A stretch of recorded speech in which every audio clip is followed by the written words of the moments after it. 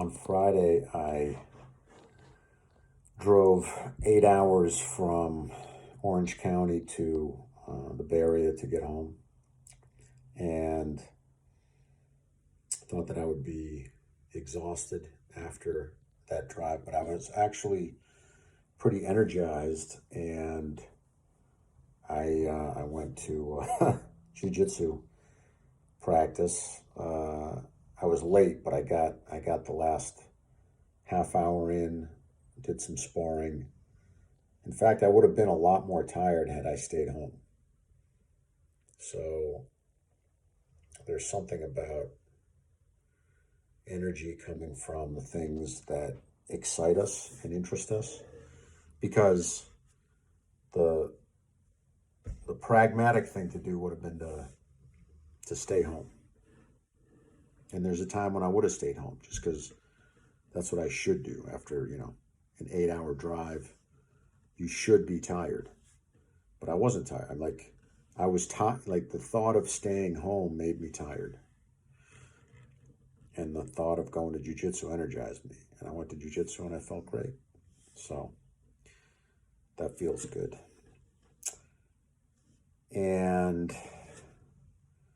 something else I did over the weekend was watch a couple of interviews with Kevin Spacey, who was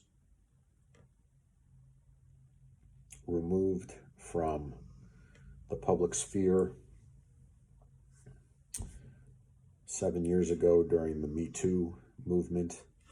Turns out that the thing that had him removed from his place in life was a false accusation that he was acquitted of, both in criminal and civil court.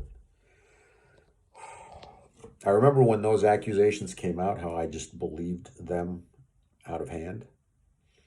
And I'm embarrassed about that. But I've definitely learned a lot over these last few years as far as what to believe and what not to believe. And my view on that has changed dramatically. And my view on a lot of things has changed dramatically as I've started more to get my news and my insights from podcasts, which may also be, a form of,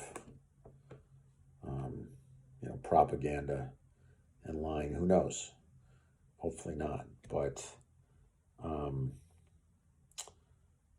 definitely used to believe the headlines more. Now I try not to pay attention to them.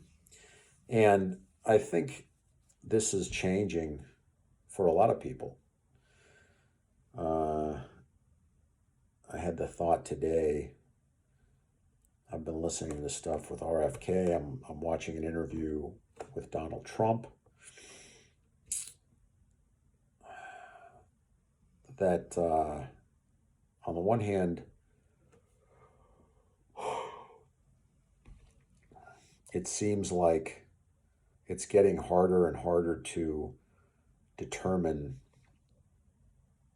what the truth is, but it's not because we're being lied to more. I think it's just coming to light how much we've always been lied to. And now, I think, at least, there's a counterbalance, because there are people who are telling the truth or trying to tell the truth. So there's more information out there. And I think in some ways it's getting easier to tell the truth, to determine when the truth is being told and what the truth is.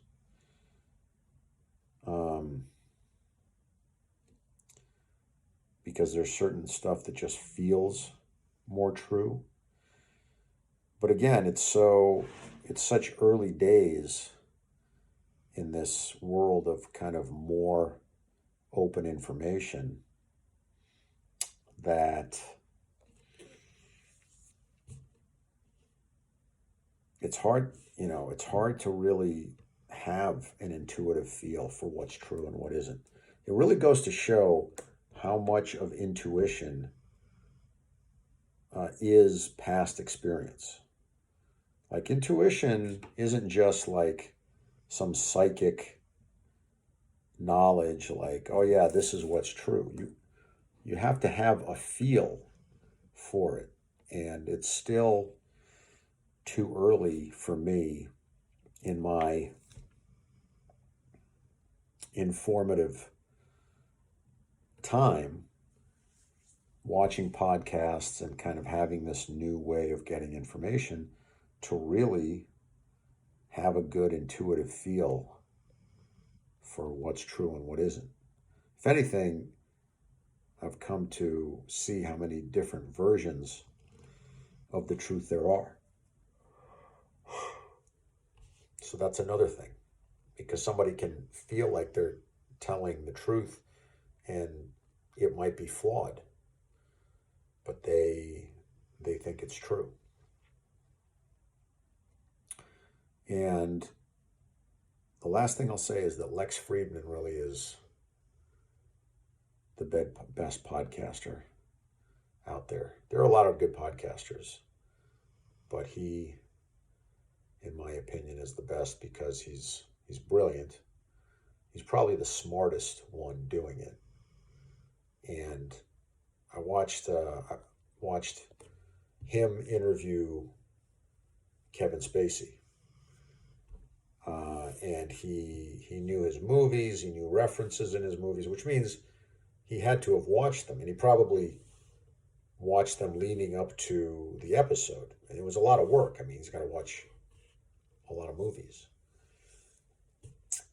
So his work ethic and his preparation are really second to none. He has a video that's a couple years old now where he talks about a typical day for him. And he is definitely a workhorse. So I have a lot of respect for him. His intellect, his work ethic, his just, personality, his openness. He's very impressive.